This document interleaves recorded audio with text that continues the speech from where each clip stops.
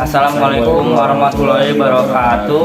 Kami dari Ruang 7, perwakilan barisan pojok paling kanan, ini membahas materi tentang demokrasi terpimpin. Sebelum masuk ke materinya, izinkan kami memperkenalkan anggota kelompok kami. Dimulai dari saya sendiri, Arif Menggawa, saya Fadli, Saya Raffi, dan teman-teman yang lainnya ada Aji, Hafiz, Ridwan, lalu ada Ibnu, Iksan, dan juga Andra. dan yang terakhir ada Marel dan Fikri.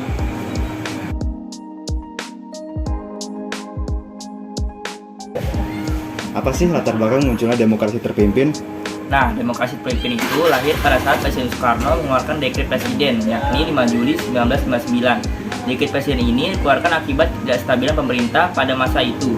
Banyak partai politik yang saling bersaing, berebut kepentingan, dan juga menang sendiri.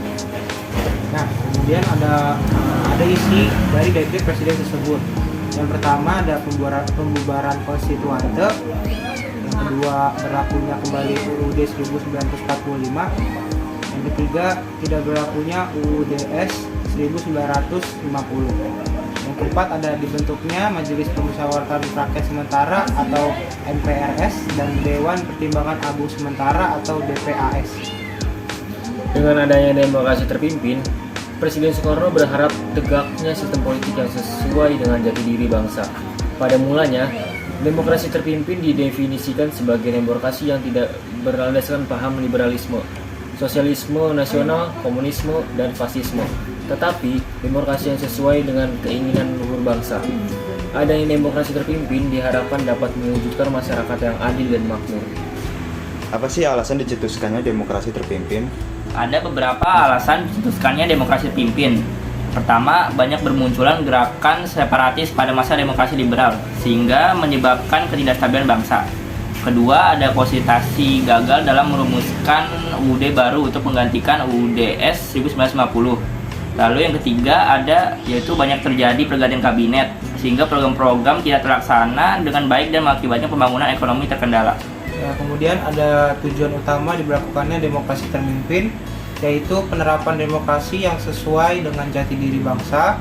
Namun kekuasaan tersebut justru didominasi oleh presiden. Ditambah lagi dengan berkembangnya pengaruh komunis dan meluasnya peranan militer dalam bidang politik. Adakah penyelewengan dalam demokrasi terpimpin? Ya, tentu saja ada.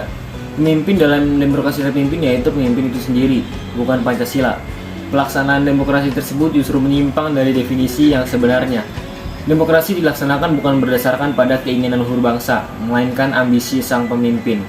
Adapun 5 bentuk penyelewengan pada demokrasi terpimpin, diantaranya adalah presiden seumur hidup, pergeseran makna demokrasi terpimpin, pembentukan DPR GR, pembentukan MPRS, serta terpisahnya penafsiran Pancasila.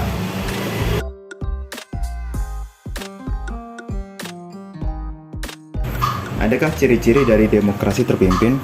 Ada 5 ciri-ciri demokrasi terpimpin. Yang pertama itu adanya dominasi kekuatan politik di tangan presiden. Yang kedua, pembatasan hak politik dan politik rakyat. Yang ketiga adalah munculnya partai penguasa atau partai mayoritas.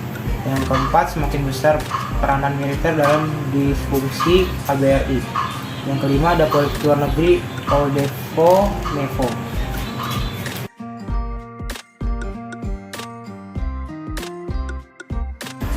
Bagaimmana sih kondisi politik pada demokrasi terpimpin? Menurut buku Sejarah Indonesia dari Proklamasi Selamat Pemilu 2009 oleh A. Kardiat Wirhayanto dan Anton Haryono, politik luar negeri Indonesia selama demokrasi terpimpin condong ke blok komunis atau blok timur. Pada masa itu, Indonesia banyak melakukan kerjasama dengan negara komunis seperti Uni Soviet. Meski begitu, mengutip dari buku Ilmu Pengetahuan Sosial oleh Ratna dan kawan-kawan, politik luar negeri Indonesia pada masa demokrasi terpimpin tetap bersifat konfrontatif atau bebas aktif. Yang kemudian menyebabkan politik luar negeri Indonesia itu bersifat bebas aktif, revolusioner, dan cenderung berpihak ke blok timur. Maka pergaulan Indonesia di dunia internasional menjadi sempit.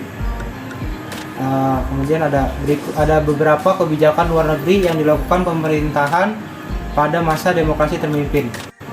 Yang pertama, ada memutuskan hubungan diplomatik dengan Belanda pada tahun 17 Agustus 1960. Yang kedua, mengirim kontingen pasukan perdamaian yaitu pasukan Garuda II ke Kongo pada tanggal 10 September 1960.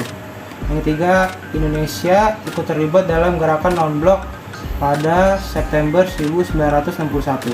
Yang kelima, ada pembebasan Irian Jaya pada tahun 1962. Lalu ada konfrontasi dengan Malaysia pada tahun 1963. Yang kedua ada menyelenggarakan Games of the New Emerging Force atau GANEVO 1 pada tahun 1963.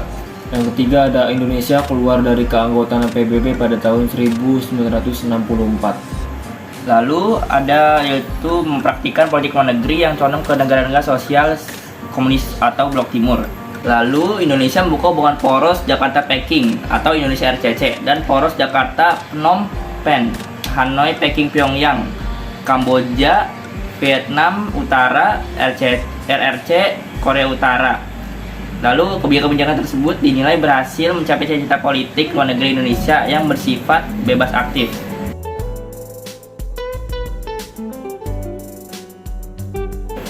Bagaimanakah perkembangan ekonomi pada masa demokrasi terpimpin? Kondisi perkembangan ekonomi pada masa demokrasi terpimpin, ya, pemerintah terus berupaya menyelesaikan masalah ekonomi yang sudah terjadi sejak demokrasi parlementer. Kala itu, Presiden terjun secara langsung untuk mengatur perekonomian dalam sistem ekonomi terpimpin.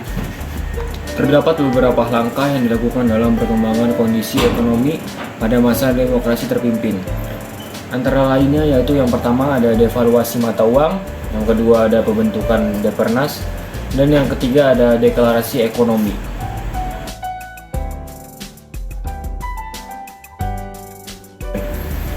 Apa sih penyebab berakhirnya masa demokrasi terpimpin?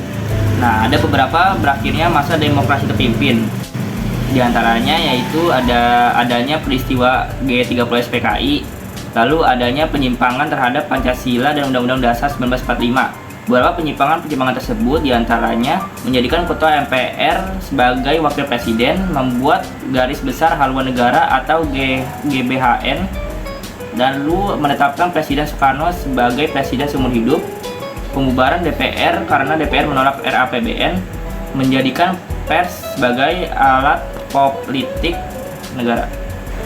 Cukup sekian pembahasan materi dari barisan kami, kurang lebihnya mohon maaf. Wassalamualaikum warahmatullahi wabarakatuh.